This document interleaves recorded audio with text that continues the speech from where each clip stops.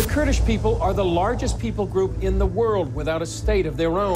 These people deserve their own country. The Kurds are fighting for the land, just so you understand. The Kurds are pro-democracy, pro-American, pro-Western. The Kurds have endured genocide after genocide, pogrom after pogrom. Many massacres of the Kurds by Saddam Hussein. They live in a really tough neighborhood. This was literally the front lines in the struggle against ISIS. Iraqi Kurdistan's in the belly of the beast. They are the buffer. They are the first line of defense. For years, the Peshmerga were the main boots on the ground in the fight against ISIS. The Kurds live in a 24/7, 365 state of threat and potential genocide.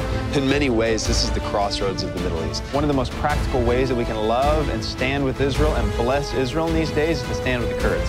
That 40 million people is really the bulwark against Iranian expansionism.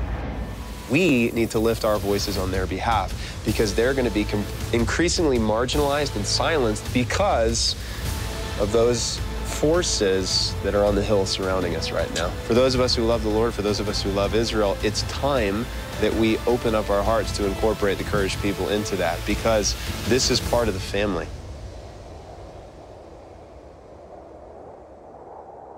I remember we were sitting in my living room one day and we were praying. We said, Lord, teach us how to love our neighbors. And I opened my eyes, looked out the window, and I saw my neighbors literally coming out of their house with, camo on, holding Kalashnikovs with their backpacks, kissing their wives and their kids, riding out to the front lines to face the Islamic State.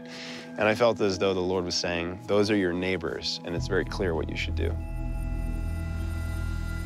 So when ISIS died down, there was a region-shifting event that happened here, which was the Kurds expressing desire for independence. The Iranian regime is, in many ways, just messing with the Kurds on this side. Indiscriminate shellings, kidnappings. In many ways, it's just torture and intimidation and bullying. Then on the northern border, you have Turkey and Erdogan's regime, which is almost a daily basis, but definitely a weekly basis, carrying out airstrikes and artillery, shelling from the Turkish border, but also inside Kurdistan itself. Tamar, I know there's a lot of changing developments right now on the Turkish border and on the Iranian border. Right now, there's a lot of sensitivity between Kurdish people from our side and Turkish and Iranian government from the other side. We wanted to be their friends, and we wanted that friendship to be the basis of long-term ministry that would set up the context in many ways for the larger conflict that I believe is around the corner. The risk in everywhere. But when you go up Iranian border, and just like that, they can kill people.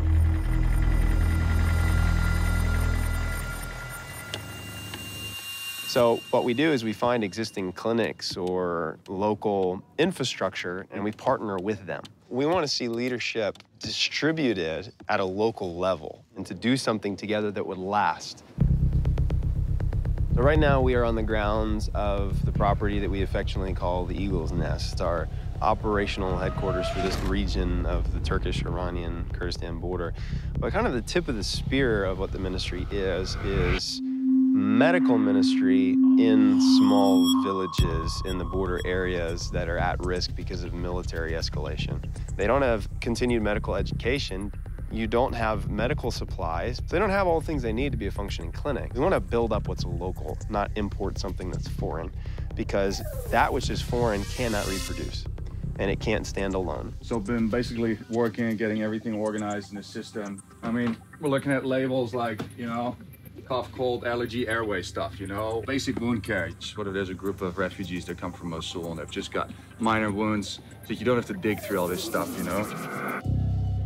All of the depth of relationship and all of the fruit that's come from that, in many ways, couldn't be separated because the relationship is so strong.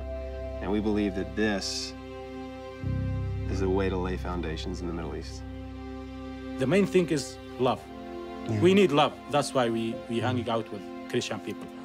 When we see foreign people around us, we get more relaxed. We feel somebody is behind us, somebody loves us. We're sitting around the fire one night with one of the generals, and the general said something that really stuck with me. He said, the most meaningful thing to us is not that you did medical stuff. The thing that matters the most to us is that you're here and that you're our friends and that you're not leaving. And I think more than anything, I want to be friends to the Kurdish people. My desire is to show them the kind of friendship that God has shown us in His Son. We've seen Christian love in a very high level because we didn't see in the Middle East that love. They have a big heart, amazing heart. That's why we love them. And we're not here to provide medical care. We're not here to convert people. We're not here to establish hospitals. No, we're here to be friends. And the Kurds are worthy of it and deserving of it. But even if they weren't, isn't this the gospel?